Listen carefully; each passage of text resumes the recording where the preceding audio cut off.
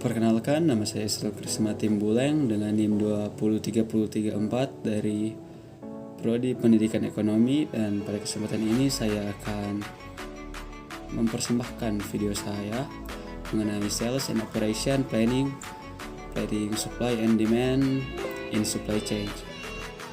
Check it out. Dimana learning objektif kita atau tujuan dari pembelajaran kita saat ini adalah yang pertama, manage supply to improve synchronization in a supply chain in the face of predictable variability. Yang kedua, manage demand to improve synchronization in a supply chain in the face of predictable variability.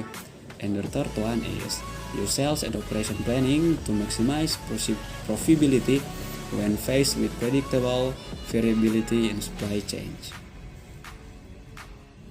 Baik, yang pertama adalah menangani variabilitas yang dapat diprediksi dalam rantai pasokan. Permintaan untuk banyak produk sering berubah-ubah dari periode ke periode, seringkali karena pengaruh yang dapat diprediksi. Pengaruh ini mencakup faktor musiman yang mempengaruhi produk, misalkan mesin pemotong rumput dan jaket ski, serta faktor non-musiman, misalnya promosi atau tingkat adopsi produk yang dapat menyebabkan peningkatan atau penurunan penjualan yang besar dan dapat diprediksi. Variabilitas yang dapat diprediksi adalah perubahan permintaan yang dapat diramalkan.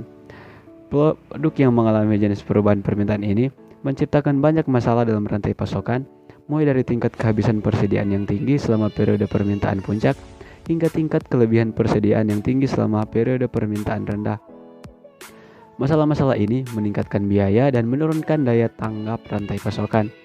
Manajemen penawaran dan permintaan melalui perencanaan penjualan dan operasi dapat secara signifikan meningkatkan kinerja bila diterapkan pada produk variabel yang dapat diprediksi.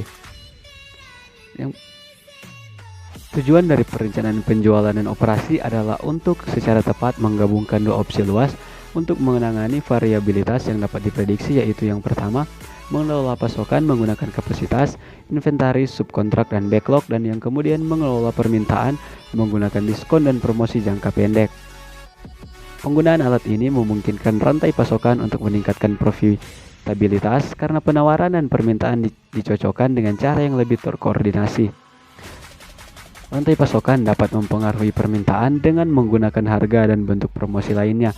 Keputusan promosi sering dibuat oleh pengecer tanpa memperhitungkan dampaknya pada sisa rantai pasokan.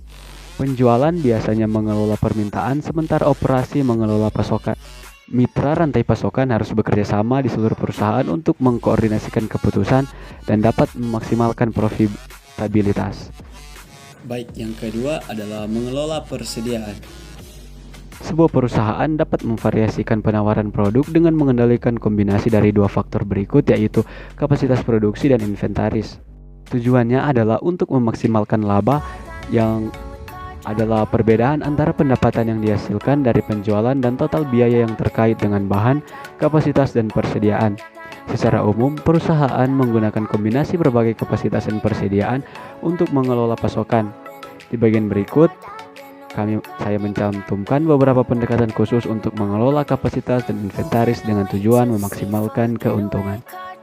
Dalam mengelola kapasitas, untuk memenuhi variabilitas yang dapat diprediksi, perusahaan menggunakan kombinasi pendekatan sebagai berikut. Yang pertama adalah time flexibility from workforce, dan yang kedua use a seasonal workforce. Yang ketiga use of subcontracting, and the fourth is use of dual facilities, specialized and flexible, and the last one is design product flexibility into a production process. Kemudian ada juga bagaimana mengatur persediaan, yaitu dengan menggunakan cara using common components across multiple product, dan yang kedua adalah build inventory of high demand of or predictable demand product. Dan yang ketiga adalah mengelola permintaan. Ada 4 faktor yang dapat mempengaruhi waktu produksi promosi. Yang pertama adalah dampak promosi terhadap permintaan. Yang kedua adalah penyimpanan persediaan. Yang ketiga adalah biaya perubahan tingkat kapasitas. Dan yang terakhir adalah margin produk. Manajemen di kedua perusahaan ingin mengidentifikasi apakah masing-masing faktor mendukung penawaran promosi selama periode permintaan tinggi atau rendah. Mereka mulai dengan mempertimbangkan dampak promosi terhadap permintaan. Ketika promosi ditawarkan selama satu periode, permintaan periode tersebut akan cenderung naik. Peningkatan permintaan ini dihasilkan dari kombinasi 3 faktor yang berikut.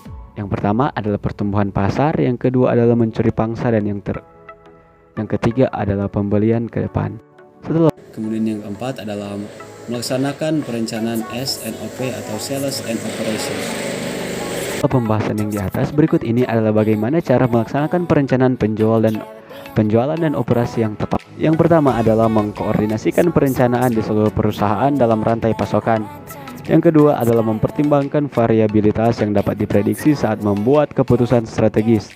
Dan yang ketiga adalah merancang Sales and Operation untuk memahami dan mengelola pendorong dan menggunakan permintaan. Dan yang terakhir adalah pastikan bahwa proses Sales and Operation modifikasi rencana saat kenyataan atau perakiraan berubah. Dengan demikian kita dapat menyimpulkan bahwa dari materi yang di atas, yang pertama adalah mengelola pasokan untuk meningkatkan sinkronisasi dalam rantai pasokan dalam menghadapi variabilitas yang dapat diprediksi.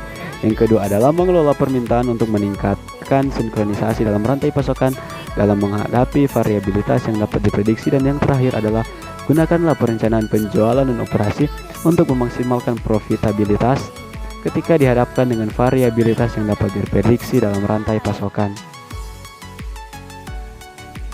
Baik, sekian video mengenai Sales and Operation Planning dalam planning supply and demand in supply chain.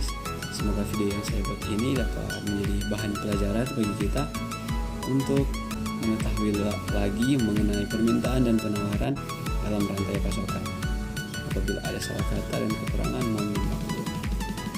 Akhir kata, saya ucapkan terima kasih.